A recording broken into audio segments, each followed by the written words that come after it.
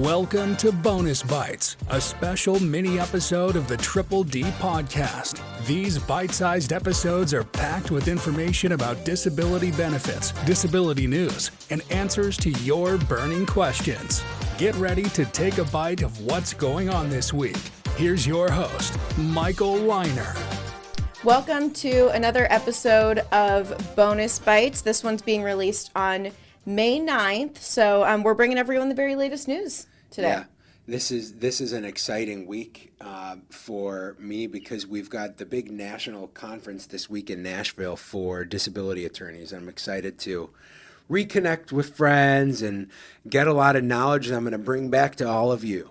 There you go. All right, well, why don't we hop into our headlines today then? The first one that we're going to talk about is one I've seen a lot of buzz about on the internet, and it is that some Americans will receive a second Social Security check in May. So is this true? Break it down. What does it mean? Okay, so this is true, but people have to temper their excitement a little bit. You aren't getting paid twice. You aren't getting anything extra. Just the way that it falls on the calendar is SSI payments come on the first of the month every month. Now, I want to make sure people understand this is separate from SSD benefits, from Social Security retirement benefits, which can get paid. They're staggered throughout the month, the payment dates. But SSI, supplemental security income checks, are paid on the first of the month. However, when the first of the month would fall on a weekend or a holiday, it gets paid on the business day before.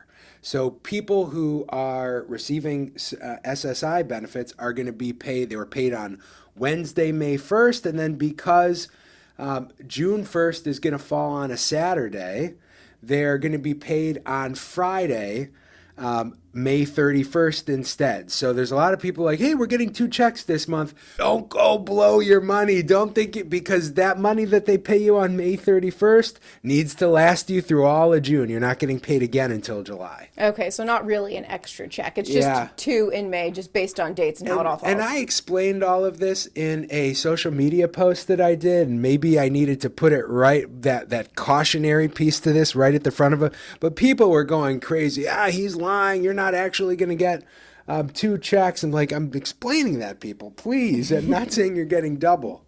Right. And for anyone that isn't following you, that's on your TikTok page at Backwards Hat Barrister. Yes, at Backwards Hat Barrister. You always have we always bring the latest headlines here, but you're doing up to the minute stuff on your TikTok. Yeah, we're shooting 2 or 3 videos a day on TikTok, which is great because I feel like I'm able to give people news about what's happening now. And this is great also. But really, follow my TikTok page because that's where we're getting the most up-to-the-minute content.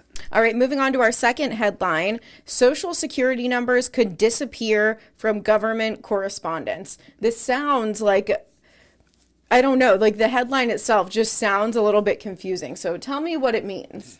So this is good news for people. And one thing that I've noticed over the last number of years, Social Security has really done a lot more to try to protect people's privacy and keep sensitive information from being spread. Case numbers for people applying for Social Security disability for the longest time, if you wanted to identify yourself on the phone, you had to give your Social Security number. That creates a lot of problems because there's all kinds of theft that's out there now that involves using Social Security numbers. So one thing that Social Security's already started to do in our cases is replace at the top of the decision or correspondence the Social Security number with what they're just calling, an identifying code. And it is not a Social Security number. It's unique to an individual, but there's nothing it's not tied to any banking institutions or anything like that. And this is just another safeguard. So it's something that people can feel better about calling on the phone and providing their unique identifying number instead of giving their Social Security number. A little bit more protection. Yes. There. All right, great. And then moving into our final headline, Social Security may run out of funds slightly later than expected. This is something that I feel like we see all the time is when is Social Security running out of money? Yeah. So, I think when we've talked about it before, we were talking about it kind of mid-year, generating some buzz. But once a year, there's, the actuaries at Social Security release an updated report that explains how long Social Security can continue to pay benefits at its current rate before they run out of money. Now, Social Security is not going to run out of money. They will just not be able to pay people their full amounts for Social Security benefits and retirement benefits. Instead, I think the number that I saw is Social Security in the future would, without changes to legislation, more money being put into the coffers, would only be able to pay about 83% of benefits. Now,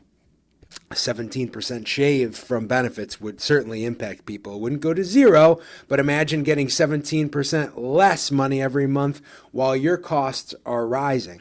So, but what this story is really about is that in previous years, the Social Security actuaries were projecting that Social Security would run out of its ability to pay full benefits in 2036. In 2034. The latest report that was put out, though, said that they should be able to pay benefits at the current rate until 2035. So it's just pushing things down one more year, which is good news for people. But I also, again, want to make sure people understand Social Security is not going to run out of money. It's about its ability to pay full benefits to people. Is anything being done so that that doesn't happen and they don't have to shave the benefits, or is that just a projection where it just kind of ends here? Usually what happens is what'll happen is there'll be a tax increase. So I don't want people hearing this to worry, oh no, I'm only going to be able to draw benefits for 11 more years or 12 more years.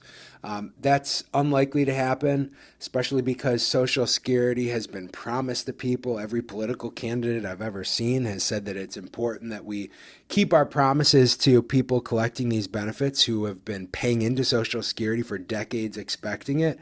What would likely happen is there would be an increase in our taxes, which other people are going to be upset about, but that would at least allow Social Security to continue paying full benefits to people. That's predictive in nature. I'm not telling you that that's for sure going to happen or when it would happen, but they're never going to let people stop receiving their check every month. So no need to panic. I wouldn't panic. Okay.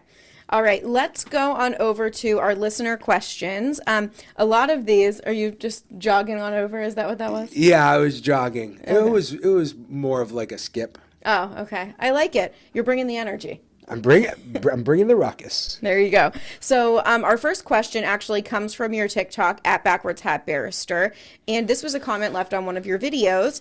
And the question is, can you get a pension and apply for disability benefits? Great question. And this is one where I feel compelled to make sure that people understand the difference between SSD benefits, Social Security Disability Insurance, and SSI benefits.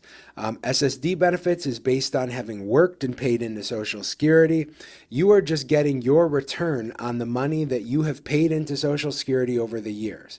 So for that reason, if you're receiving a pension, yes, you can still get the full amount that you were promised by Social Security through your taxes if you become disabled. However, the other benefit that Social Security awards is called SSI benefits, which is supplemental security income. That's a needs-based benefit. It's based on having limited income, limited resources.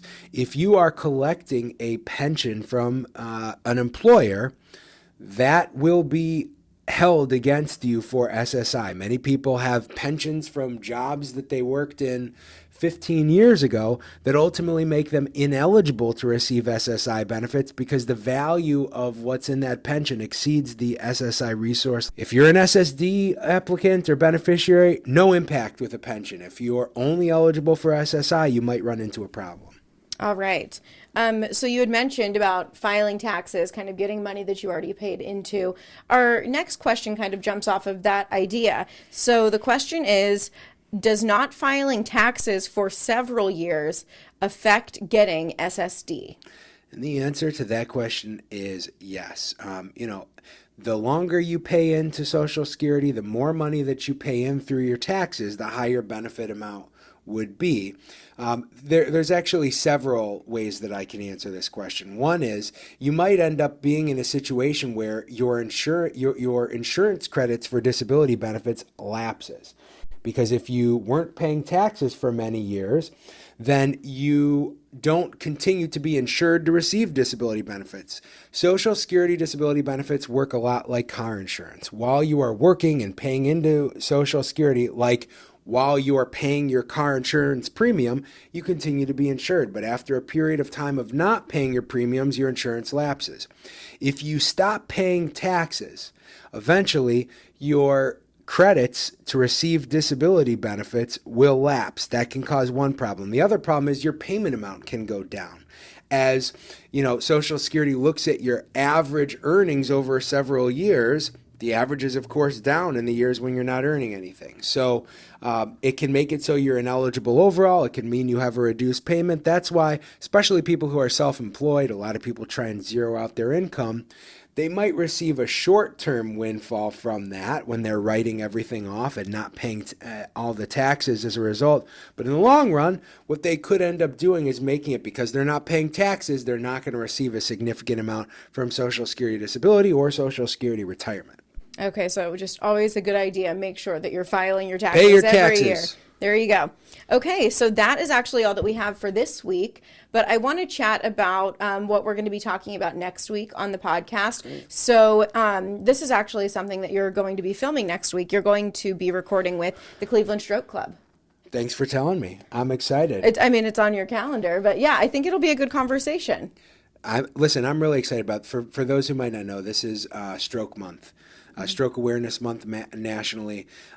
We help individuals all of the time who have suffered strokes and thus become unable to work. This is something that's very personal to me because my dad suffered a stroke a couple years ago, which has, changed his abilities.